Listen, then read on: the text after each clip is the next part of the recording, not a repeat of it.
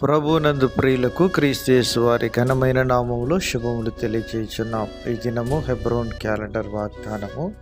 పరిశుద్ధాత్మ మీ మీదికి వచ్చినప్పుడు మీరు శక్తి నందుతారు. అపోస్తలుల కార్యములు 1వ అధ్యాయము 8వ వచనంలో ఈ మాటలు దేవుడు తెలియజేస్తూ ఉన్నాడు. ప్రియమైనటువంటి దైవజనమా, ప్రభువైన యేసుక్రీస్తు వారు ఈ లోకానికి వచ్చి సర్వమానవాళి కొరకై సిలువలో ప్రాణత్యాగం చేసి ఆయన పునరుత్థానుడై తిరిగి లేచిన తర్వాత శిష్యులకు కనబడి అనేకమైనటువంటి విషయాలు వారికి బోధించిన పిమ్మట దేవుడు సెలవిచ్చినాడు, మీరు పరిశుద్ధాత్మ శక్తి నొందే వరకు యెరూషలేములో నిలిచి ఉండుడి అని ప్రభు సెలవిస్తూ వచ్చినాడు.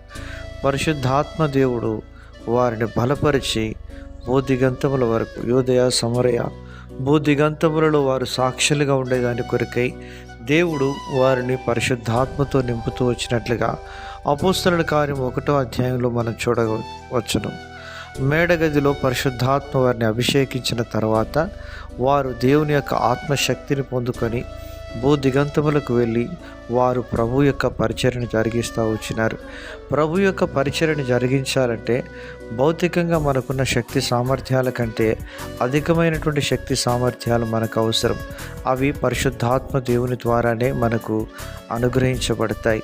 అనగా ఎవరైతే తిరిగి జన్మించిన అనుభవం కలిగిన వారుగా ఉంటారో, ఎవరైతే మారు మనసు అనుభవం కలిగిన వారుగా ఉంటారో వారికి దేవుడు పరిశుద్ధాత్మను నిశ్చయంగా అనుగ్రహించేవాడుగా ఉంటున్నాడు. ప్రియమైనటువంటి దైవజనమ, నీ జీవితంలో ఈ పరిశుద్ధాత్మ శక్తిని పొందుకొని దేవుని కొరకు బలమైన కార్యములు జరిగించాలని దేవుడు కోరుతూ ఉంటున్నాడు.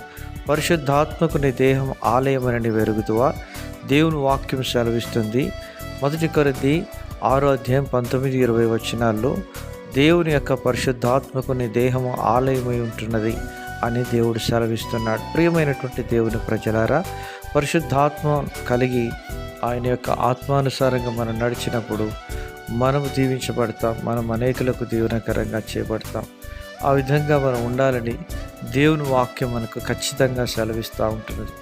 ప్రియమైనటువంటి దేవుని ప్రజలారా, పరిశుద్ధాత్మ దేవుడు నడిపించినప్పుడు దేవునికి మహిమకరంగాను, అనేకులకు ఆశీర్వాదకరంగాను, ఇతరులకు మాదిరికరంగాను, అనేకులకు రక్షణకరంగాను ఉంటుంది. కనుక పరిశుద్ధాత్మ దేవుడు మరి నీ అవసరత ఎక్కడుందో అక్కడికి నిన్ను నడిపించి తన నామానికి మహిమ తెచ్చుకొని అంటున్నాడు. ఆయనకు అందుబాటులో మనం ఉండి ఆయన చెప్పేంత వరకు ఆయన చేతి నీడలో దాచబడి ఉండి ఆయన శక్తితో నింపబడి వాడబడుదుము గాక.